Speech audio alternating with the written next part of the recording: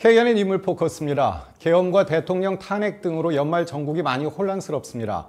오늘은 개혁신당의 이준석 의원과 정치 이야기 나눠보겠습니다. 어서 오십시오. 네, 안녕하세요. 먼저 요즘 언론에서 주목 많이 받고 계신데요. 네. 내년에 조기 대선이 치러지면 대선에 출마하겠다 생각은 확고하신 건가요? 어떻습니까? 아무래도 개혁신당이 이제 당이 생긴 1년 정도 지났는데요. 개혁신당은 이 윤석열 대통령의 계엄 사태, 그리고 탄핵 사태에 자유로운 그런 정당으로서 네.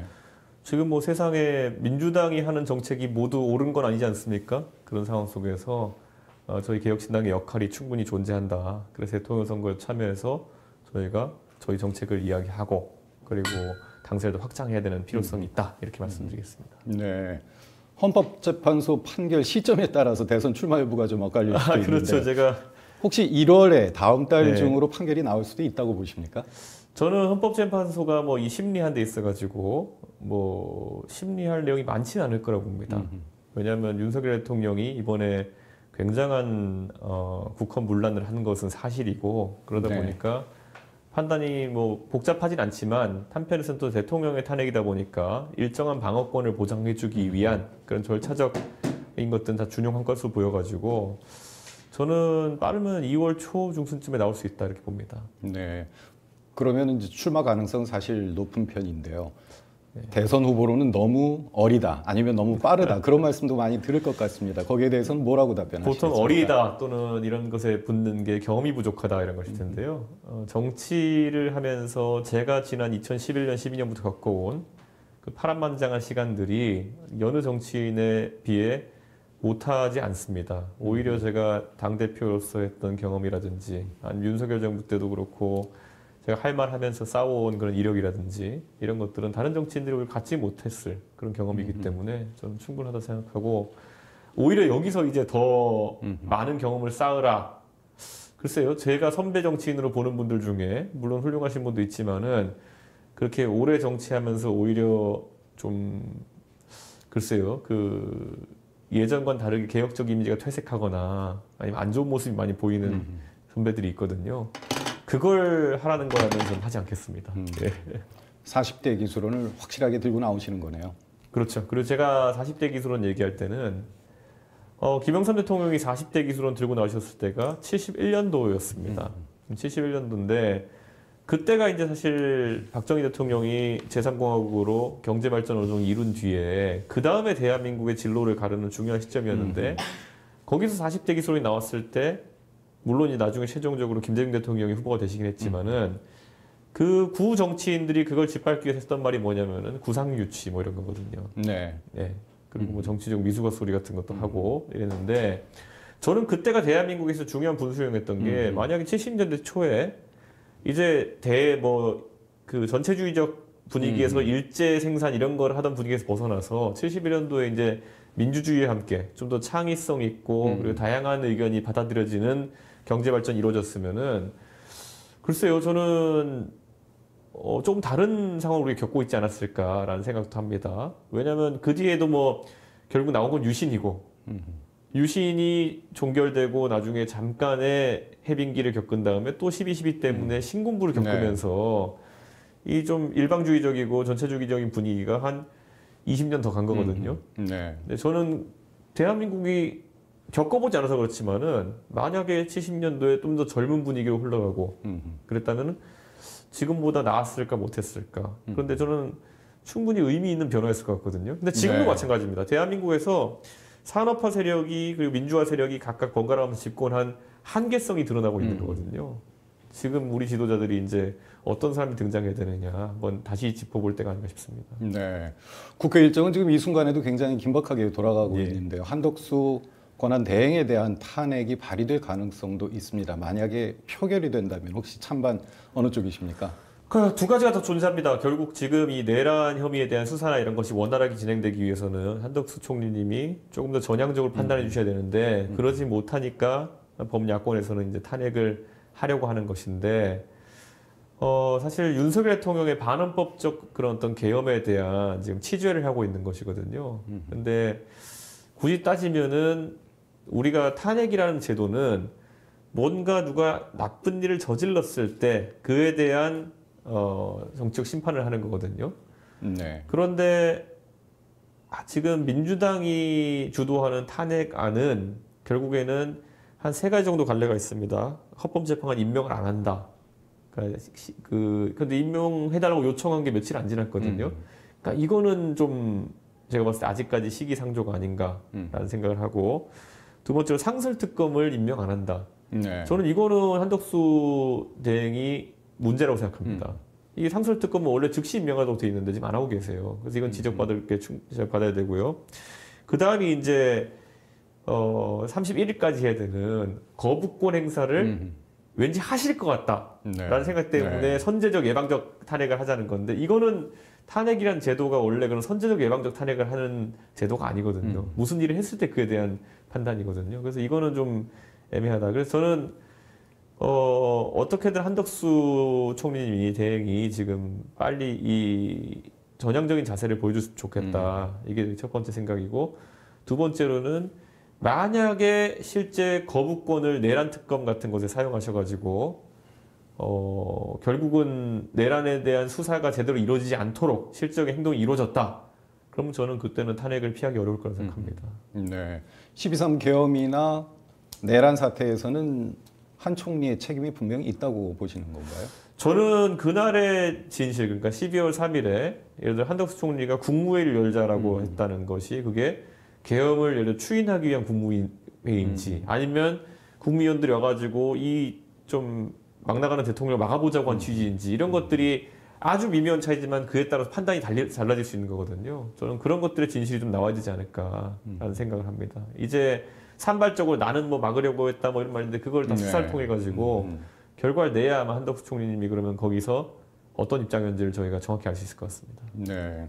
대통령이 공수처 소환이나 네. 응하지도 않고 수사에도 협조를 하지 않고 하는 상황, 이런 상황에 대해서는 어떻게 생각하십니까? 저는 제가 양비론을 싫어하지만은 대통령이 지금 이런 중차대한 상황에서 수사를 안 받겠다라고 회피하는 것, 이거는 대통령 본인이 스타 검사 출신인데, 본인이 예를 들어 본인이 지금 만약에 다른 정권에서 내란 수사를 하는데 이런 대통령 수사할 기회다? 윤석열 검사 스타일로는요, 매일 언론전하고 압박하고 했을 거예요. 근데 본인이 이제 수사받을 대상이 되니까 이렇게 소극적으로 나선다? 아, 정말 내로남불입니다. 그리고 한편으로는 이게 많은 비판을 받아야 되는데도요, 지금 제1야당 대표인 이재명 대표가 본인의 그런 어떤 재판 절차를 지연시킨다는 그런 의심 받고 있거든요. 그리고 두 분 다 사실 거처가 명확하고, 아니 윤석열 대통령 한남동에 어디 사는지 다 국민들이 알고, 그리고 이재명 대표 국회에 매일 출석하시고, 그리고 국회 사무실 번호도 다 아는데 이런 문서 수발을 거절해가지고 지금 절차가 지연되고 있다? 부끄러운 겁니다. 그래가지고 제가 그때 좀 엄중하게 좀 제가 표현하려고 했던 것이, 반헌법적인 대통령에 대한 이런 징벌적 조치들 하고 있는 상황 속에서 저는 이런 쓰레기차로 표현했는데, 이런 대통령이 만약에 물러나는, 그래서 조기 대선이 이루어진다면은 그 다음에 오는 사람은 다른 전문성 이런 것보다 우선 헌법을 수호하겠다는 의지가 있어야 되는 거 아니냐. 그러면 지금 이재명 대표 같은 경우에는 본인이 여러 가지 지금 뭐 대여섯 가지 재판을 받고 있으니까 만약에 본인이 어떻게 빠른 절차를 통해서 빨리 대통령이 되면은 그런 법적인 책임을 안 질 수 있다라는 생각에 이렇게 하는 거라면 그것조차도 반헌법적입니다. 법은 모든 사람 앞에 평등하고, 대통령에게 헌법상 불소추 특권을 주는 이유는 재임 중에 하는 여러 일에 대해 가지고 누가 막 고소고발 남발하면은 그게 임기 중에 일 처리하기 힘드니까 그동안 그런 걸 막아달라는 거지, 이재명 대표가 지금 재판받고 있는 여러 가지 취임하기 전에 그런 혐의들 이런 거에 대해 가지고 방탄을 칠하는 그 헌법상의 취지가 아니거든요. 그러니까 그것도 저는 만약 그런 용도로 사용한다면 반헌법적이라고 생각하는 겁니다. 대통령은 지금 어떤 전략이라고 보십니까? 저는 대통령이 전략을 세우기 전에 과연 제정신으로 돌아왔느냐? 왜냐하면 우리가 이 헌법에 대한 중대한 위반이 이번 계엄을 놓고 보면은 첫째로선 망상계엄이다. 그리고 너무나도 허술한 그런 어떤 작전 계획이 아니었나. 뭐 꾸역꾸역 하려고 했던 건 많은데 이게 말이 되는 것이냐. 이런 인상을 받거든요. 저는 대통령이 음모론에 빠지고, 지금도 아마 제가 이런 얘기를 해요. 대통령이 뭐 제가 알기로는 레거시 미디어, 그러니까 방송이나 신문 중에서 오랜 업력을 가진 곳들의 그런 기사를 보고 사리 판단한다기보다는 그저 그냥 유튜버들 방송하는 거 스마트폰으로 보고 이렇게 판단하신다라는 얘기 많은데 그 스마트폰의 유튜브 알고리즘이라는 게 있잖아요. 네. 한 번 그런 쪽에 빠지게 되면은 그런 내용만 뜨는 겁니다. 그렇죠. 근데 그 함정에 빠져 계신 게 아닐까라고 우려하는 거죠. 지금 아마 대통령의 스마트폰 제가 만약에 볼 수 있다면 모르긴 몰라도 아마 이런 걸 겁니다. 첫 번째 비디오는 무슨 뭐 탄핵, 내란, 이거 부당하다, 내란 아니다, 뭐 이런 영상 떠 있을 거고, 그 다음에 뭐 민주당 너무하지 않느냐, 이런 거 누가 발언한 영상 떠 있을 거고, 나중에 대통령 사랑해요, 이런 상황에서 지금 만약 사태를 파악한다면은 계속 오판을 하는 겁니다. 네. 대통령과는 대선 과정에서도 일을 좀 네. 많이 하시고 하셨는데 정말 무슨 일을 할지 모르는 인물이구나라는 생각이 혹시 들은 적이 있으셨습니까? 저는 제가 그때도 그렇고 지금도 그렇고요. 제가 만나본 정치적 인물 중에 단연코 제일 이상한 사람입니다.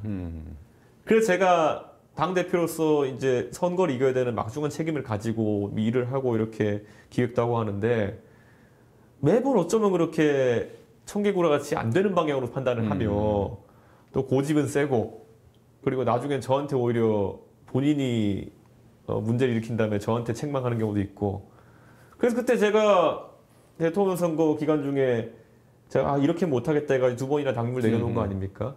근데 그때 보면 그 당시에는 이제 전통적 보수 지지층에서도 그렇고 저한테 뭐 가출이니 뭐니 조롱하기에 바빴는데 네. 지금 와서 보시면은 제가 얼마나 그걸 바로잡기 위해서 애썼는지가 보이는 거거든요. 그때 그 거대한 선거 캠프 안에서 당대표인 제가 진짜 목숨 걸고 싸우면서 이거를 계속 막아세우고 하려고 하고 어떻게든 돌려보려고 한 거지. 다른 사람들은 비겁하게 윤핵관 또는 윤핵관 호소인 행동하면서 오히려 부추겼던 거 아닙니까? 저는 지금도 만약에 좀 그걸 한번 되짚어 봤으면 좋겠어요. 우리 국가를 사랑하는 국민들께서 그 당시에 얼마나 그 대통령 후보의 전횡을 막으려고 하고 또 그런 이상한 행동을 막으려고 했던 것이 저 스스로에게는 굉장한 부담이었고 사실 내상도 많이 입었거든요. 공격도 많이 받고. 저는 그렇게 해야 된다고 생각했던 겁니다. 네. 근데 참 제가 겪어본 사람 단언코 제일 이상한 사람이라서. 옆에서 하시는 조언을 잘 받아들이지 않는 스타일이신가요? 청개구리 본성 같은 게 좀 있고요. 오히려 조언을 하면은 본인에게 누가 가르치려 든다는 생각 때문에 반대로 나가시는 경우도 있었고. 애초에 좀 음모론적인 사고가 있으니까 예, 간신배단한테 많이 당합니다. 그러니까 제가 그때 들었던 얘기 중에 제일 황당한 게 뭐냐면요. 제가 이제 대통령 후보랑 그 당시 가까운 사람들한테 아니 도대체 왜 이렇게 이상한 행동만 하냐 그래서 제가 물었더니만은 대통령은 이준석이 자기가 떨어지길 바란다고 믿는다는 거예요. 그래서 아니 내가 자당의 후보를 떨어뜨려가지고 얻는 이득이 뭐냐 실제로 없잖아요. 자당의 후보를 떨어뜨려서 제가 얻을 수 있는 이득이 없잖아요. 그러면 거기서 그렇게 생각하면 안 되는 건데 이분한테 주변에서 계속 그랬다는 거예요. 아 이준석이가 그 이번 선거에 당신을 떨어뜨려가지고 이재명이한테 넘어가가지고 그 노원구 상계동에 공천받아가지고 국회의원 되보려고 그런다라는 거예요. 이게 그냥 들으면 말이 안 되는 얘기잖아요. 네. 예. 제가 제1야당의 대표인데 그거를 대선을 사보타주하고 제가 상대당에 넘어가가지고 공천받아서 국회의원이 되려고 한다는 말을 들으면은 정상적인 사람이면은 야, 너 말도 안 되는 소리 좀 하지 마라 이렇게 나와야 되는 건데 그런 걸 되게 신빙성 있게 받아들였다는 거예요. 그러니까 그런 거죠. 세상이 전부 다 이제 자기를 음해하려고 있다고 생각하는 피해의식 같은 게 있는 건지 몰라도. 그래서 저는 되게 이상했어요, 그냥.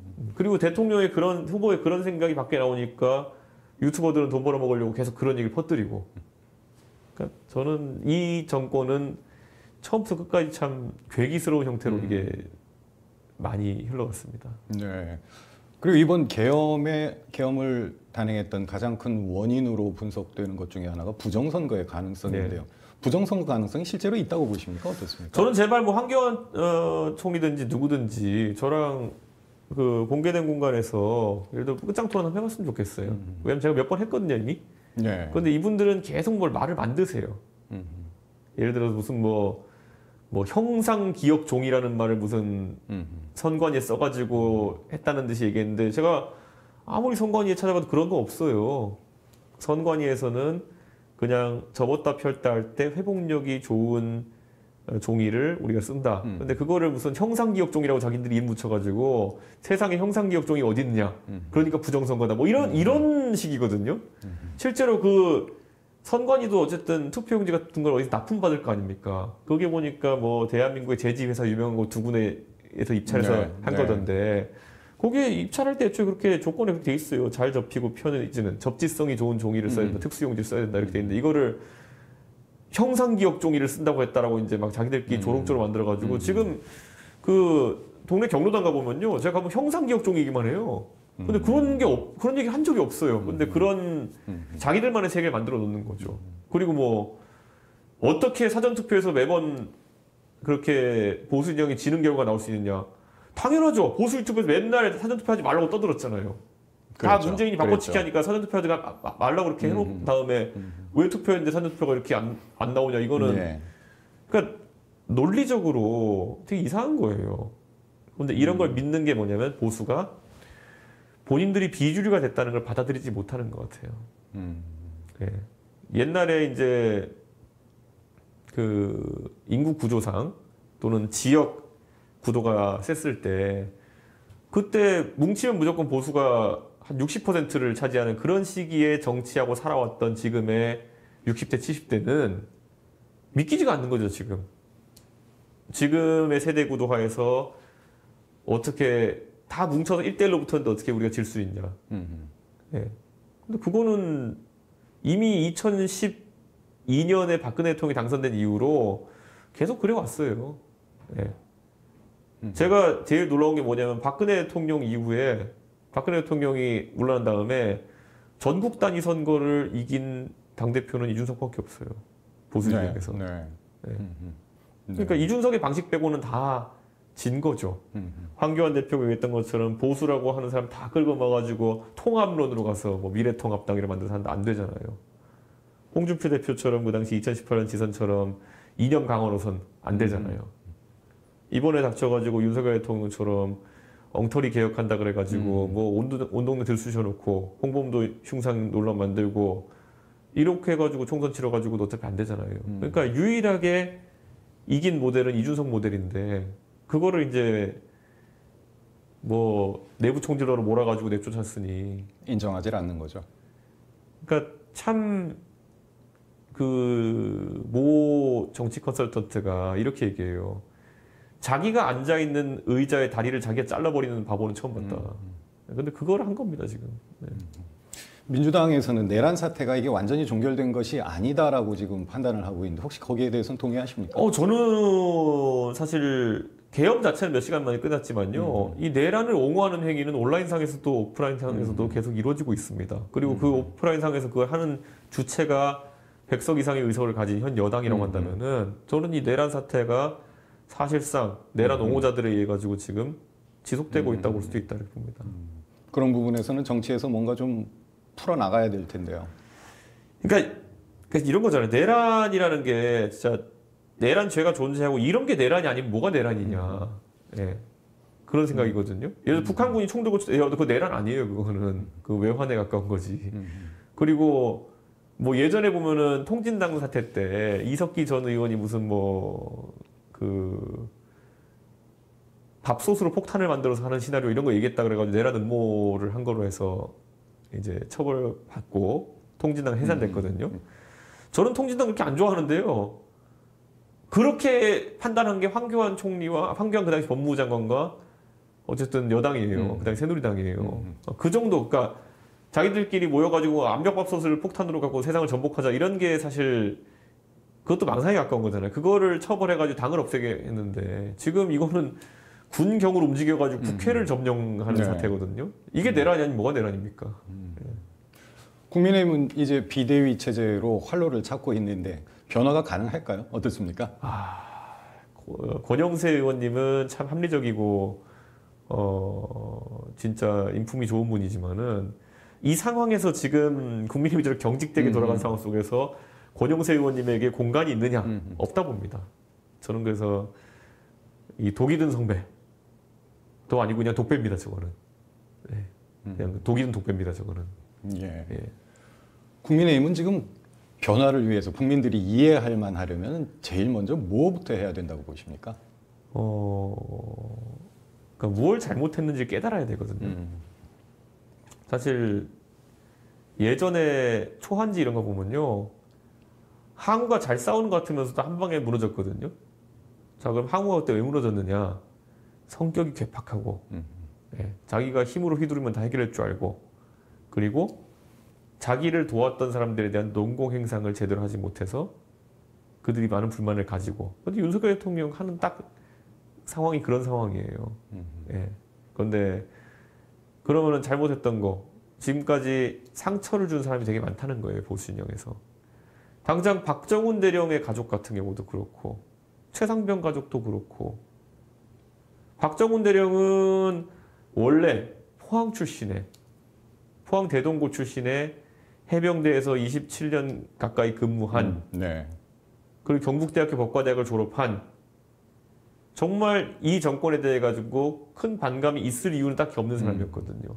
그리고 그 모친 되시는 분도 포항 지역의 마을금고 이사장을 지냈을 정도로 유지인 분이고, 네. 그분은 윤석열 대통령 선거 때 사비를 들여가지고 선거운동을 하셨던 분이에요.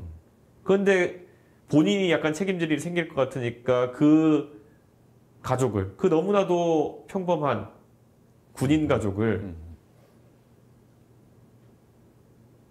항명수계로 몰아버립니다. 저는 여기에 제일 분개했던 게요, 윤석열이라는 사람의 자기 부정이거든요. 우리가 윤석열 대통령의 스타검사 시절에 왜 좋아했습니까?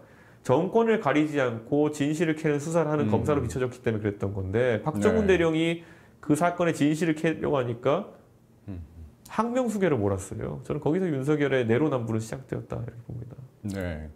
국민의힘 보수 진영이 지금 제일 큰 문제가 관료주의라는 지적을 네. 하셨는데요.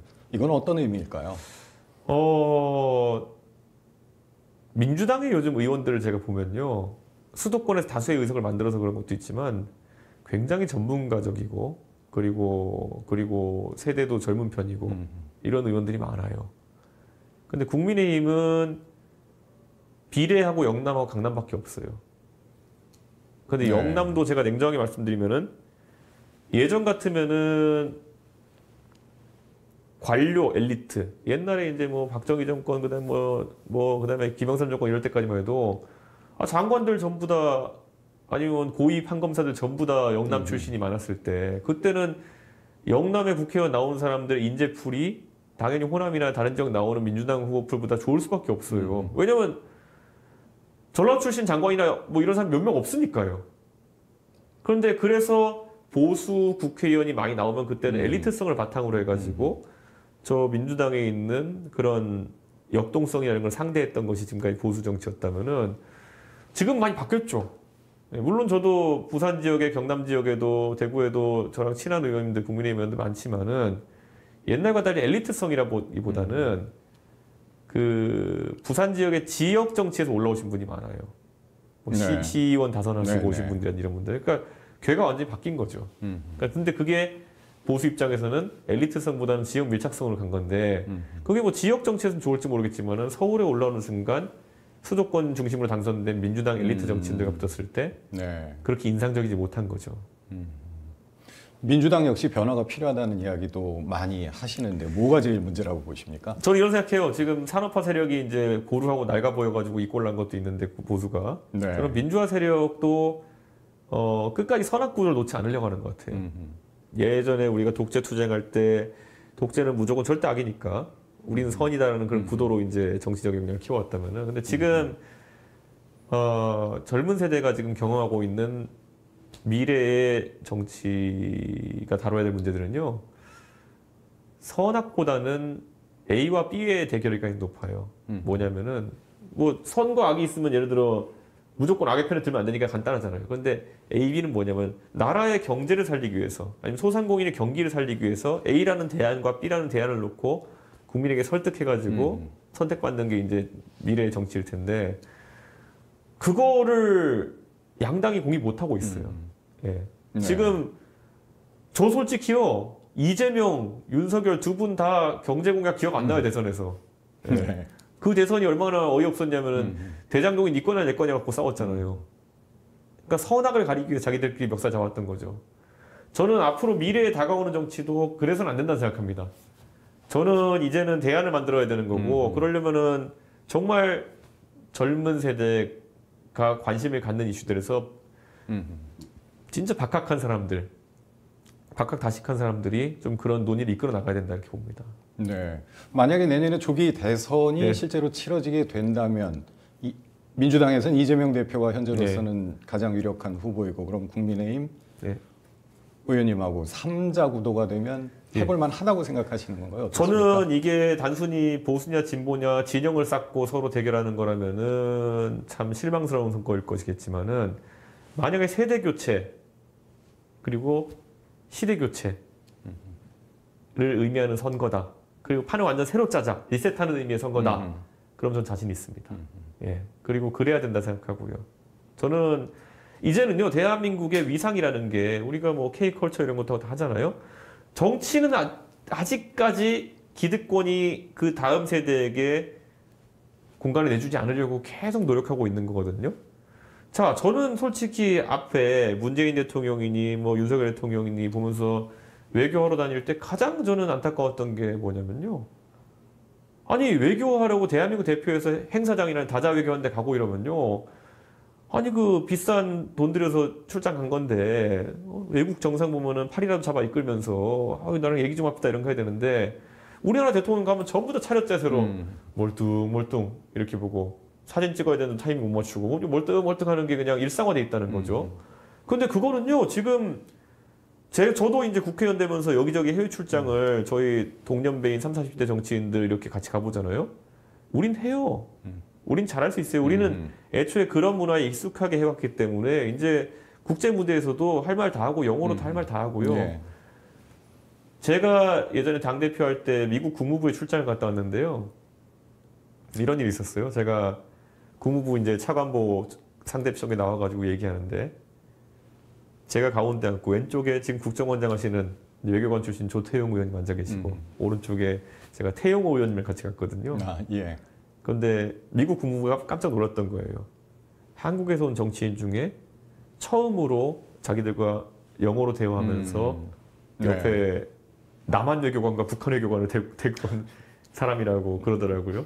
그래서 저는 생각해보니까 그렇네. 모양이. 네, 전무후무한 일이겠다. 네. 네, 본인도 가서 영어로 얘기하고 남한 외교관과 북한 외교관과 같이 가가지고 얘기하는 그런 그러니까 그렇게 하니까요 국무부랑 저희가 한 30분 정도 짧게 만났는데 굉장히 밀도 있는 대화를 하게 됐더라고요. 근데 그런 게 하나하나가 대한민국이 이제 정치의 격을 높이고 이 국제사회에서 더 역할하기 위해서는 필요한 거라 보거든요. 네. 아 이게 뭐 개인이 잘했다 잘못했다 누가 열심히 했다 이런 게 아니라요. 아니 이제 저희 세대는 그런 게 자유로운 세대라는 거예요. 문재인 대통령, 윤석열 대통령이 특별히 뭘 잘못했다가 아니라 그 60년대생, 50년대생 분들은요. 그 시기에는 뭐 회화나 이런 걸 접할 시기가 없었고 했기 때문에 그럴 수 있어요. 근데 이제는 우리가 조금이라도 빠른 전환을 해야 되는 거 아니냐. 그런 얘기를 하는 거죠. 과학기술 같은 거 다뤄야 되는 게 아니 저는 믿기지 않는 게 지금 대한민국 정치판에 법학을 전공한 분이 너무 많아요. 이번에 권영세 비대위원장도 검사 출신이죠. 권성동 의원 검사 출신이죠. 이재명 대표 법률가 출신이죠. 윤석열 대통령 뭐 검사 출신이죠. 한동훈 대표 검사 출신이죠. 네. 나경원, 원희룡 다 서울대 법대 출신이죠. 이게 너무 단조로운데 이분들은 사실 법조인 출신들은 제가 봤을 때는 계속 선악을 다루는 거에 집착하고요. 그리고 과거에 대한 얘기를 많이 합니다. 왜냐 법이라는 게 뭡니까? 과거에 있었던 일을 가지고 네. 그게 잘했냐 못했냐 따지는 거잖아요. 근데 저같이 과학을 배운 사람들, 자연과학이든 사회과학이든 과학을 배운 사람들은요, 항상 미래에 뭐 할까에 대해서 얘기를 합니다.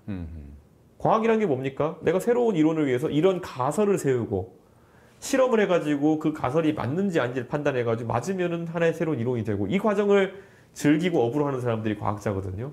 저는 그래서 앞으로 미래에 대해서 여러 가지 아이디어를 내놓고 경쟁하는 그런 정치가 이루어졌으면 좋겠고 그래서 저는 이런 길을 같이 할 수 있는 분들에서 안철수 대표 같은 분도 굉장히 훌륭한 분이죠.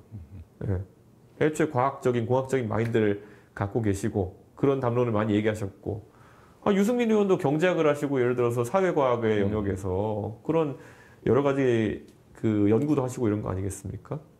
저는 이런 좀 과학적 사고를 가진 사람들이 나라를 이끌어야지 생산적인 나라가 나오는 게 냉정하게 이런 겁니다. 예전에 그 중국이 개혁 개방한다 그러면서 그 당시에 후진타오니 원자바오니 이런 사람들 시진핑도 그렇고 전부 다 중국 지도부 상층부는 진짜 다 공학도 출신이에요. 네. 화학공학과, 수리공학과 이런 데 출신이거든요. 자, 중국이 우리보다 민주주의는 못하다 하더라도요. 그런 기술이나 이런 데에 대한 접근 같은 경우에는 국가 지도자 자체가 공학도 출신이고 이러다 보니까 훨씬 더 저는 열려있다 보거든요. 네. 윤석열 대통령은 오자마자 그 보면서 R&D에서 삭감하고 이런 게 본인이 그 R&D의 가치 같은 것도 이해 못하고 연구하는 것, 연구의 성과 날 수도 있고 안 날 수도 있고 그런데 그걸 비효율로 보는 거거든요. 저는 이런 완전한 전환이 이루어지지 않으면 대한민국 위험하다 이렇게 봅니다. 네. 한 가지 좀 궁금했던 것은 혹시 정치를 하시면서 무속인을 만나거나 점을 보거나 그런 경험이 있으십니까? 저는 없고요. 제가 그 제 생일이 전부 다 그 포탈에 공개돼 있으니까 네. 제 생일 가지고 이제 종종 유튜브에서 네. 저 아무 관계 없는 분들이 제 뭐 사주를 보고 이렇게 신점 보는 분들이 있더라고요. 근데 제가 그래서 일부러 생시 같은 거는 공개 안 하고 있습니다. 그분들이 더 달려들까 봐. 근데 그분들 보면은 뭐 작년에 그분들 했단 말을 전해 들어보면은 저는 국회의원 떨어지고 망할 거다 뭐 이런 것도 얘기하신 분도 있고 예, 그분들이 뭐 아주 예측력이 뛰어나다 이런 건 아닌 것 같고요. 재미로 보는 분들이 많은 것 같아요. 사이언스의 영역은 아니지 않습니까? 보시기에는. 아니죠. 저는 그 샤머니즘의 영역 같은 경우에는 정치 지도자가 판단의 근거로 삼으면 절대 안 된다고 생각합니다. 네. 물론 지도자나 권력을 가지신 분들의 문제가 이번에 좀 불거지긴 했지만 대한민국이 어쩌다 이렇게 무속이나 주술에 휘둘리게 됐다고 보십니까? 저는 결국에는 그 논리적이고 이성적인 사고는 어느 정도 학습이 돼야 되는 거거든요. 사실 무속도 그렇지만 지금 부정선 같은 음모론 믿고 이렇게 돌아다니는 사람들 기초적인 논리에 대한 개념 자체가 약한 거거든요. 저는 그래서 학교나 이런 곳에서 우리가 조금 더 그러니까 우리는 교과서 같은 것을 무비판적으로 수용하는 교육을 받아왔다 얘기하는데 토론이나 이런 걸 하다 보면은 생각이 서로 보정돼 가면서 이걸 이 논리적 학습의 과정을 거치는 거거든요. 근데 교과서가 절대자인 그런 교육을 받아왔으니 항상 우리는 권위 호소에 우리나라가 약한 거죠. 아니 황교안이라는 공안검사 출신에 그 총리까지 지내고 당 대표까지 한 사람이 그런 분이 하는 말이 틀렸을 리가 있어? 그분이 부정선거라면 맞는 거겠지. 이런 권위 호소의 오류 같은 것들이 계속 나오거든요. 저는 그런 걸 막기 위해서라도 치열하게 논리에 대한 개념 자체는 좀 국가 교육 내에서 했으면 좋겠습니다. 개혁신당은 지금 정국에서 좀 어떤 역할을 더 할 수 있을까요? 개혁신당은 어쨌든 처음에 제가 말씀드린 것처럼 계엄과 탄핵에 아무런 책임이 없고 오히려 용기 있게 그걸 지적하다가 쫓겨난 사람들 아닙니까? 여당에서. 그렇기 때문에 떳떳하게 여기서 얘기할 수 있다는 것이 큰 자산이고요. 두 번째로는 저희가 국회의원이 셋인데요. 저는 80년대생입니다. 네, 그렇죠. 네. 그렇기 때문에 저희는 아까 말한 것처럼 트렌드에 맞춰갈 수 있는 그런 정당이기 때문에 저는 그런 부분에 있어서 저희 가치가 명확하다. 다가오는 조기 대선에서도 저는 그런 것들이 강점이 될 것이다. 예. 저희 정책면에서도요. 저희가 이런 거 보세요. 노인 무임승차를 한번 건드리자 이런 거. 네. 그거 제가 얘기했을 때 뭐 노인 갈라치기냐 이런 얘기했지만요. 글쎄요. 이미 찾아온 현실인데 다들 외면하고 있는 거예요. 저거 말해서 괜히 욕먹지 말자 이런 거. 전국에서 가장 먼저 노인 무임승차가 사라진 지하철이 부산 김해 경전철입니다. 왜 그렇겠어요? 그 강서구와 그리고 또 이렇게 김해까지 가는 사상에서 강서 김해 거치는 그 라인이 사실 노인 무임승차를 유지하고는 도저히 운영이 안 될 정도로 네. 고령화가 심해졌다는 거잖아요. 그걸 가장 먼저 노인 무임승차가 사라진 그 부산에 우리 국민들이라면은 이런 이슈가 얼마나 가깝게 우리들 곁에 왔는지를 잘 아실 것이라 이렇게 생각합니다. 부산도 이제 보면은 뭐 앞으로 지하철이 더 확충되고 뭐 도시철도 뭐 하단선 이런 거 다 들어갈 텐데요. 냉정하게 그런 문제 다뤄야 될 거거든요. 안 그러면요. 결국엔 경제 활동을 하는 오히려 젊은 인구에게 그 부담이 가중되게 되면은 경제 자체가 이제 또 영향받을 수 있습니다. 부산 지하철 요금이 나중에 만약에 그 무임승차나 이런 거 제때 손질하지 않아가지고 편도 2,000원 돼버리면은 부산 사람들은 어떻게 합니까, 그거는? 사실 부산 지하철 요금이 서울 지하철 요금보다 비싼 시기가 있지 않았습니까? 거의 항상 그렇거든요. 그거 저희가 보면서 부산이 제일 취약하기 때문에 그런 일이 일어나는 건데 네. 저는 부산 경남의 시민들께서도 그런 부분 좀 봤으면 좋겠고요. 하다못해 이런 것도 있어요. 우리 사회제도 중에 예를 들어서 이혼제도나 이런 것들도 바꿔야 되거든요. 최태원 노소영 부부의 이혼 소송이 정말 세기의 이혼이라고 얘기 나오면서 아직까지 재판이 이어지고 있는 거. 재벌 총수마저도 본인이 어쨌든 이혼을 하기 저렇게 힘들다라고 하는 거 아닙니까? 근데 옛날처럼 이혼이 흠결도 아니고 옛날에 이혼을 하기 어렵게 만들어 놓은 거는 예를 들어 그 당시에 남성들이 경제권이 많았으니까 네. 남자들이 바람피고 돈 한 푼 안 주고 여성 내쫓고 이런 것들을 막기 위해 가지고 여성의 권리 보장을 막기 위해 가지고 우리가 민법상 이혼을 어렵게 만들어 놓은 게 60년대 70년대 법칙이었다면은 이제는 여권이 신장하고 여성도 충분한 경제권을 가지고 이런 상황에서 유책 배우자 따지고 이런 것보다는 빨리 좀 실패한 결혼은 물리고 또 다른 새로운 결혼을 해가지고 또 다른 가정을 꾸리고 이런 것들이 촉진돼야지 오히려 지금의 출산율 문제나 이런 것들도 해소될 수 있는 거거든요. 실질적으로 혼인관계가 파탄난 상황 속에서 이혼이 안 된다? 그래가지고 예를 들어서 애매한 관계를 유지한다? 그러다가 사실 최태원 회장 같은 분도 혼외자 출산을 한 거 아닙니까? 그런데 이게 이런 것들이 사실 꼭 다뤄줬어야 되는데 어느 정당도 용기 있게 못 다루는 겁니다. 저는 개혁신당은 그런 저희가 개혁이라는 이름을 달고 있는 이유는 용기 있게 하겠습니다. 저희는. 예. 2024년 전국은 이렇게 좀 혼란스럽게 마무리되고 있는데 새해 전국은 혹시 어떤 변화가 있을지 어떻게 좀 예상하십니까? 저는 빨리 탄핵 절차가 마무리돼야 된다. 윤석열 대통령은 나름 방어권을 행사하고 싶겠지만은 이미 국가 경제, 뭐 거시 지표들, 뭐 환율 이런 것들이 버티기 어려운 수준입니다. 네. 저는 윤석열 대통령이 뭐 만약에 내일이라도 하야한다 그러면은 이 갈등이 빨리 종식될 수 있는데 뭐 하야하면 제가 나이가 안 돼서 대선 못 나가고 이런 얘기 하는 분도 있는데요. 전혀 상관없습니다. 저 대선 안 나가도 되고요. 대한민국이 빨리 안정화되는 것이 중요하고 저는 정치인의 한 사람으로서 그게 훨씬 중요하지. 제가 무슨 대선 나가고 이런 거는 5년 뒤에 나가도 됩니다. 그거는. 그러니까 빨리 국민 여러분께서도 지금도 이미 그러시지만은 더더욱 빨리 이 문제 해결될 수 있도록 그 의사를 모아주셨으면 좋겠다. 그런 생각입니다. 새해에는 정치가 국민들을 좀 기쁘게 해주는 그런 해가 되면 좋겠습니다. 오늘 바쁘신데 출연해 주셔서 고맙습니다. 예, 감사합니다.